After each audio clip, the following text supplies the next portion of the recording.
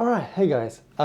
So I'm in my garage right now. I'm trying to kind of transform it into like a small studio that I'm in need because I have this new collection I want to shoot, but there is still a lockdown in the UK happening. But I can't shoot outside because it's actually snowing right now, and I can't rent out a warehouse to shoot in because there's a lockdown. So the garage is pretty small. Maybe I can just about fit in here. I want my green screen to be right in the back, and of course I need my subject, the one I'm gonna be filming at, I need it to be 6 feet away at least from the green screen, so there's no much spill on it. It is pretty tight in here, but I guess I just need to use a lot of diffusion because my lights are going to be quite close to the green screen. Let's get started.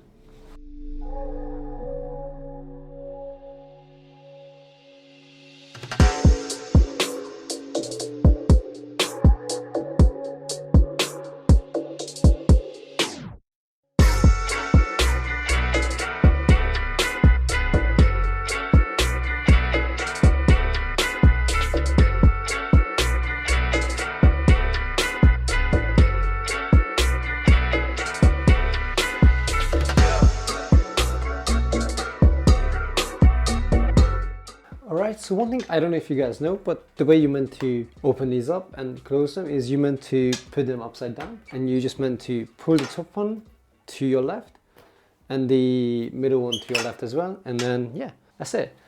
That's pretty much done. And you don't want to hold it in between here, you want to hold it outside.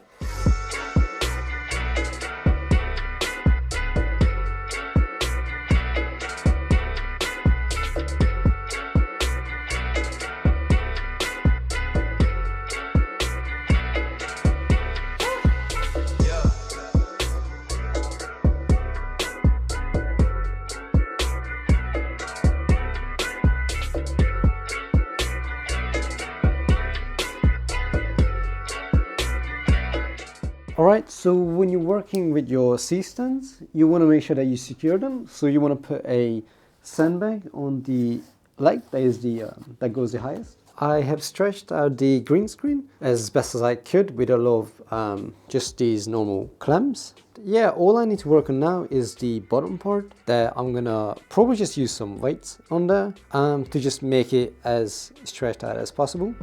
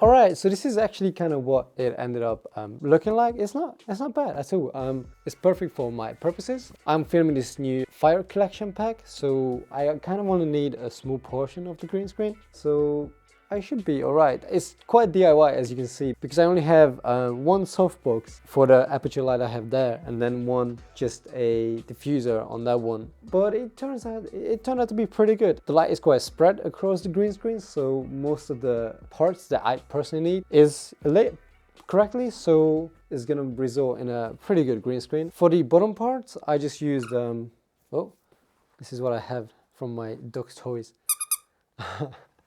Just gonna throw them down there. So this new fire collection I'm working on is for VisualFxPro.com. We are a visual effects stock footage provider. So yeah, so let me know in the comments what you think of this small setup, and you know what you would use it for if you had this little setup. I couldn't really shoot properly in here. The garage actually ends right here.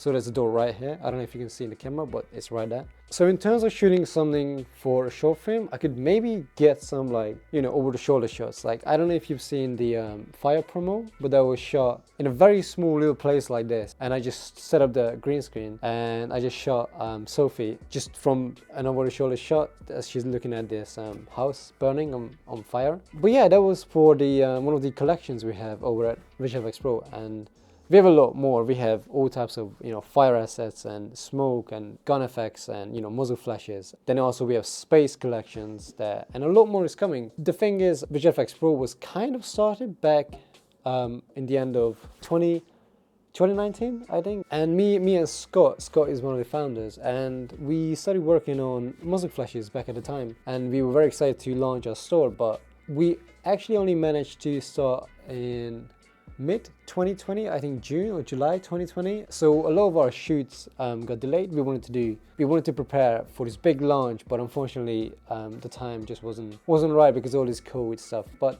you know, it's getting there, it's progressing slowly. So Scott is one of the co-founders, but he's also the director for Eclipse.tv. But Eclipse, his store is focusing on textures and like transitions, you know, you can use. So for example, he's got like film grains, like Super 8 film grains and Super 16 film grains. So like a lot of cool stuff. You can check out his Polaroid frames collection pack. So I recommend you definitely check it out if you're an editor and you're watching this and you need some cool effects. Definitely go and check it out. And if you're a visual effect artist and you need some stock footage like fire and stuff, you should definitely check out VisualFxPro.com. We're definitely growing and we have a lot more coming. Hopefully in the next couple of months we're going to be able to do those and we can schedule those shoots.